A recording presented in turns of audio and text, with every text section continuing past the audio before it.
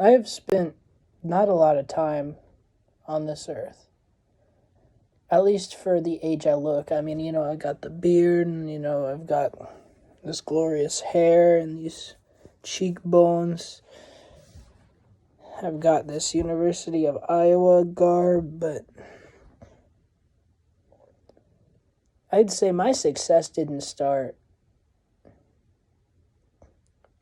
until really my 7th grade year. And it's been on and off since then. It hasn't been one continuous streak of success. There have been ups, there have been downs. There's been great times for tennis. There's been injuries that have taken me out for almost a year. There's been a lot. There's been a lot of successes in fields. There's been a lot of failures in fields. There's been a lot of abandonment of ideas and things that I just thought weren't for me at the time. I mean, even looking over to my right, there's about 7 books I need to return to the library, but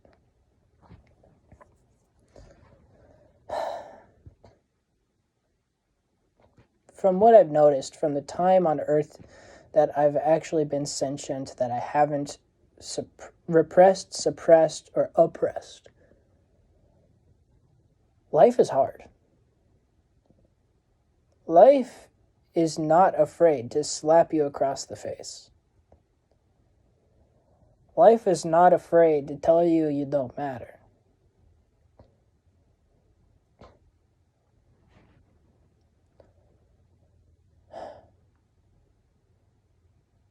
Now, the most challenging thing about living in the world, I can't tell you, because, of course, I'm not an adult. I haven't lived in the world. But from what I can understand, the most difficult thing is trying to survive without doing your research. If you want to be rich, that's great. Don't don't just go out and try to be rich. Research it. Figure out what's going well, what's going bad. Try to look up what's going on in the world. Try to associate that with where you should be investing stocks. I mean, that's really the way to get rich. You want to be happy? Great, do what you like. That's not really a problem. And sometimes you're going to have to do what you don't like to do what you like. That's what I've been told for quite a while now, and I'll tell you, I don't really like school, but through school we're able to do programs like the Slam Poetry Club and the Latin Club and extracurricular band stuff and tennis.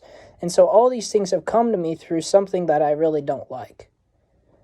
And so sometimes you have to go places that you wouldn't otherwise go to find people who will help you, to find what you actually like to do. And sometimes you just have to throw yourself into the deep end. And sometimes you'll sink and you'll give up. And sometimes you'll regret it. And success requires regret. Success requires you to think of different ways to do things that you might not have done in the past. And the question is, from how successful you'll be, is how many ways can you think to do something? How many ways can you think to exploit an idea for your own benefit? And now I know that sounds really, terrible at first, but when you think about all the successful people in life, they've exploited an idea. They've exploited ideas. They've taken them to the breaking point, and then they've made something out of them.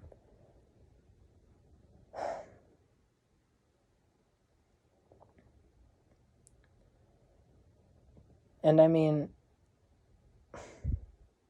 I've been taken to the breaking point on a lot of things in my time. And they say that the strongest steel is forged from the hottest fire. But you don't always get fire. Sometimes you get dealt a cold hand, a cold shoulder, icy atmosphere. And sometimes you have to make the world blaze from wet wood. But you just have to keep telling yourself it's possible. And if the wood is wet, dry it. Find somewhere that it's not going to get wet and put it there and let the water evaporate out of it. If there's a cold environment, move somewhere that's warmer. Move to where you're accepted. Move to where you're valued. That's what I've always been taught. That's what I've been told, is to move to where you're valued. For instance, University of Iowa has great writing programs, and since I'm a writer and I feel I'll be more valued there, why not go there, right?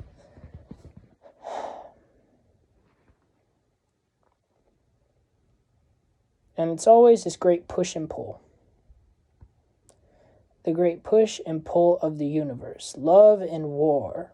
Love and hatred. And sometimes you just got to tell yourself, I don't want to be a part of it. Sometimes you just have to separate yourself from everyone else to find who you are. Because you're not like anyone else. You're special. It's no one else can tell you who you are. That's something you have to decide for yourself. And for me, that has been the hardest thing, is letting myself define who I am.